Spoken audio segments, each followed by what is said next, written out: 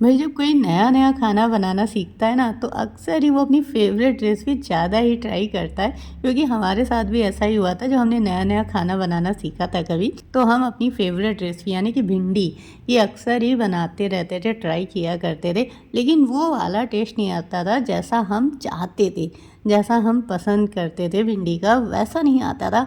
क्योंकि पहली पहली बार में सभी से गड़बड़ होता है, हमसे भी हुआ।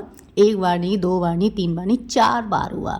फिर लगाई एक दिन अपने दिमाग की ट्रिक और बना लिया वैसा ही भिंडी जैसा हम चाहते थे।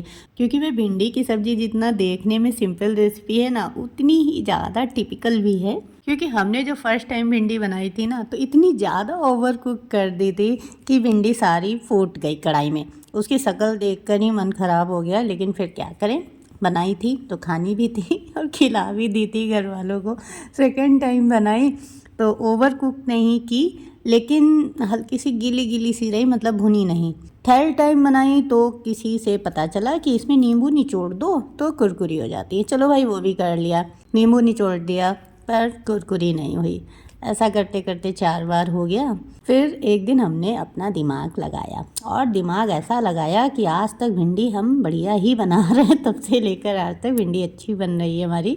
तो अगर भाई कोई फर्स्ट टाइम भिंडी बना रहा है, सेकेंड टाइम बना रहा है, थर्ड टाइम भी बना रहा है, तो भिंडी अक्सर उनकी गड़बड़ हो जाती होगी, या तो ओवर कुक हो जाती होगी, फूट जाती होगी, या फिर कुरकुरी नहीं होती होगी। तो अगर आपको फर्स्ट टाइम में ही एकदम परफेक्ट कुरकुरी भिंडी बनानी है तो आप इस वीडियो को लास्ट तक ज़रूर देख लें।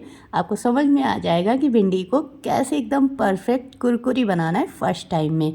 तो यहाँ पे हमने क्या किया था, भिंडी बनाने के लिए, कुरकुरी भिंडी बनाने के लिए सबसे पहले तो भिंडी को धो करके काट लिया। काटते समय कीड़े भी देखने होते हैं ना, भिंडी में कीड़े होते हैं। तो काटने के बाद हमने पैन में डाल दिया ऑयल। ऑयल आपने देख लिया होगा 1 टेबल स्पून के करीब है। उसके बाद हमने जब ऑयल अच्छे से गर्म हो गया, अच्छे से मतलब जो उसमें धुआं निकलने लगा, तो हमने उसमें भिंडी को डाल करके भून लिया। और देखिए हमने तब तक भूना है जब तक भिंडी पक नहीं गई। ढक कर के नहीं भुना है, ऐसे ही खुला भुना है। और खुला भुनने के बाद जब उसका थोड़ा सा कलर चेंज हो गया, थोड़ा सा उसमें क्रिस्पीपन आ गया, तब हमने गैस को ऑफ कर दिया। और फिर हमने भिंडी को अलग प्लेट में निकाल लिया। उसके बाद सेम पैन में ही 1.5 टेबल स्पून ऑयल गर्म होने के लिए गैस पे रख दिया। और जब ऑयल अच्छे से गर्म हो गया तो उसमें हमने 1/4 टीस्पून राई, 1/4 टीस्पून जीरा ऐड कर दिया। और जीरा और राई जब अच्छे से चटक गए तो उसमें हमने 2 प्याज को स्लाइस में कट करके ऐड कर दिया। और साथ में ही 5 से 6 हरी मिर्च काट के हमने ऐड कर दी। और प्याज को हमने तब तक भूना जब तक कि वो ट्रांसलूसेंट नहीं हो गया, मीडियम फ्लेम पर भूना था। और प्याज जैसे ही ट्रांसलूसेंट हो गया, उसमें हमने 1/4 टीस्पून हल्दी पाउडर, 1 टीस्पून नमक, 1.5 टीस्पून हमने उसमें ऐड किया था धनिया पाउडर, और 1/4 टीस्पून रेड चिली पाउडर। देखिए आप रेड चिली पाउडर को स्किप भी कर सकते हैं अगर आप ज़्यादा चटपटा खाने के शौकीन नहीं हैं तो। और अगर आप चटपटी भिंडी खाना चाहते हैं तो रेड चिली पाउडर ज़रूर ऐड करें। और फिर हमने मसाले को आधा मिनट मतलब 30 सेकेंड तक भून लिया धीमी आंच पे, मीडियम फ्लेम पे नहीं, एकदम धीमी आंच पे मसाले को भून लिया। और आधे मिनट के बाद हमने भिंडी को मिक्स कर दिया।